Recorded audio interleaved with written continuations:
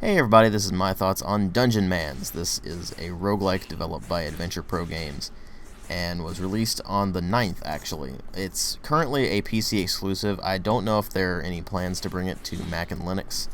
That was one of their stretch goals in the Kickstarter they had last year, but they didn't quite get there. So I don't know what the current plans are with that. And honestly, I didn't know anything about this game until the audio director for it sent me an email. I was like, hey, would you like to check out our game? And they gave me an opportunity to check it out, so this is the result. Now, it's worth noting there's a reason this is an MTO rather than a review. I don't really feel comfortable doing a full review of something like this, because I haven't really been able to invest the amount of time that would be needed to really see the benefits of the persistence that they have in the game. And I don't think I ever really will.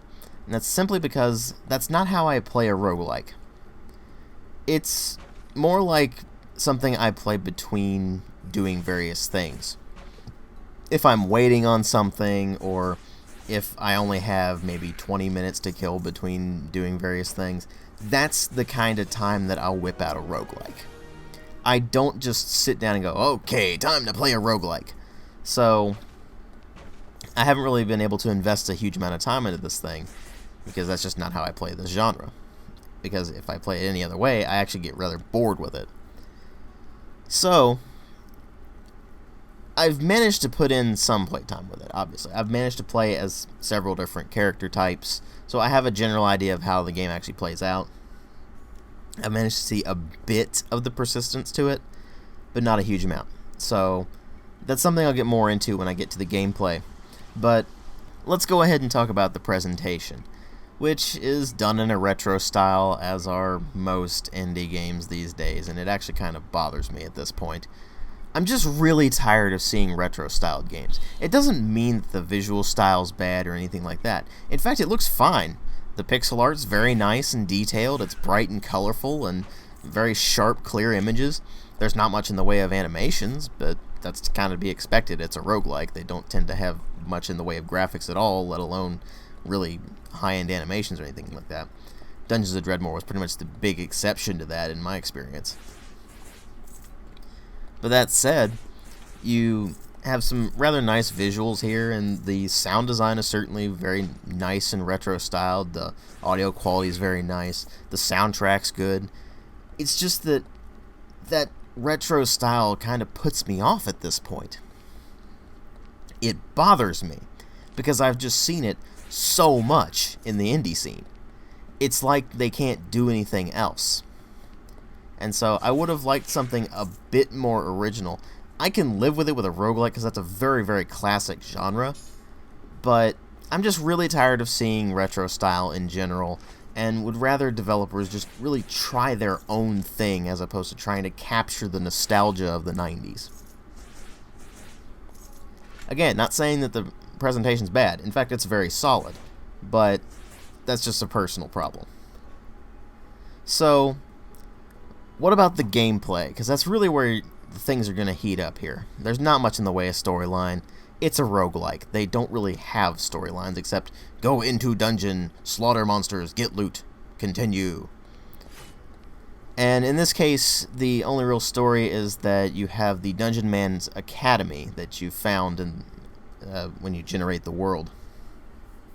And this is where the persistence comes in, where you found the academy, and it starts off in a pretty pitiful state, and through doing various dungeon crawls, by getting artifacts that you'll find all over the place, all sorts of different items that you can provide to the academy, junk loot that you can melt down and then upgrade the weapons and armor and things like that of the subsequent adventurers and such.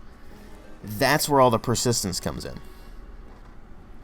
So what ends up happening is your early adventures are really there to make your later adventures more pleasing, so to speak. They are there to make things easier on you later on. And that's why I haven't really managed to get much in the way of the persistence yet. I've managed to get some of it, but not a lot of it, because it takes you quite a few dungeon crawls to manage to get that way. I noticed this because I played through several characters, and most of them ended up dying pretty quickly.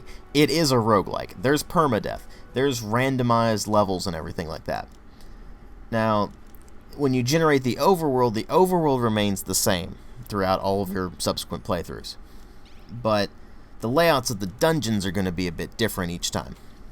The placement of items are going to be different. Placement of monsters are going to be different. That sort of thing. And so they randomize a lot of that, and they randomize your stats at the beginning, so you could start out with a really terrible character and just die within the first few moments of the first dungeon that you walk around in. So that can certainly be annoying, but then again, that's roguelike. That's how roguelikes are. They just are kind of unforgiving. It's mostly up to the random number generator. And there's not as much of that with this game. It is much more accessible than your typical roguelike, but there's still a lot that relies on the RNG. And so it certainly still retains that roguelike feel. It's still a tile-based game. It's turn-based. Your characters have various abilities depending on their class, depending on their power makeup, which you can, of course, choose powers from all over the place if you really want to. Your equipment plays a factor. You find a lot of stuff with various status effects like cold damage or things like that. You find a lot of potions, a lot of scrolls, all sorts of things like that, all of which have to be identified in order to be able to use them effectively. Because otherwise you just kind of whip out the scroll or whip out the potion. You're like, well, let's see what this does. And you suddenly find out that that potion wasn't really something that would help you. It was actually something like acid that's now chewing out your guts, and you're going to die soon because now you're losing health at a very rapid rate. That's how roguelikes tend to be, and that's part of the big appeal of them, that they're pretty unforgiving. This certainly is unforgiving, and if you don't like roguelikes, this isn't going to be the game to get you into the genre. It's not particularly easy. It's very accessible. It explains itself very well, but it's not easy. And it doesn't really have a huge amount in the way of difficulty settings to make it not a roguelike at heart. That's perfectly fine. It's not catering to the newbies to roguelike crowd. It's catering to people who actually really like roguelikes and want something a bit different. And that's really what it accomplishes, because the gameplay is pretty typical roguelike through the entirety of it, except for that persistence aspect, which makes it more interesting than your typical roguelike.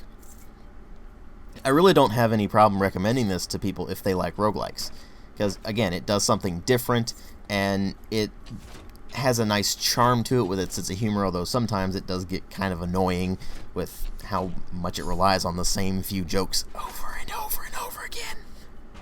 But it's pretty clear that the developers actually put quite a lot of effort into this, and it's well worth trying if you like the genre. I can't really recommend it to anybody else, but if you like roguelikes, you might want to give Dungeonmans a try. It's not going to sway me from not particularly liking roguelikes, but for killing a few minutes between various things that I'm waiting on, well, it's perfectly fine for that.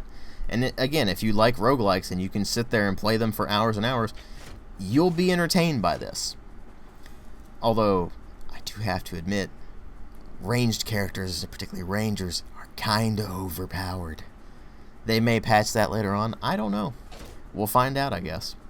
At any rate, I'll have links in the video description box where you can pick this up if you're interested. Thanks for watching.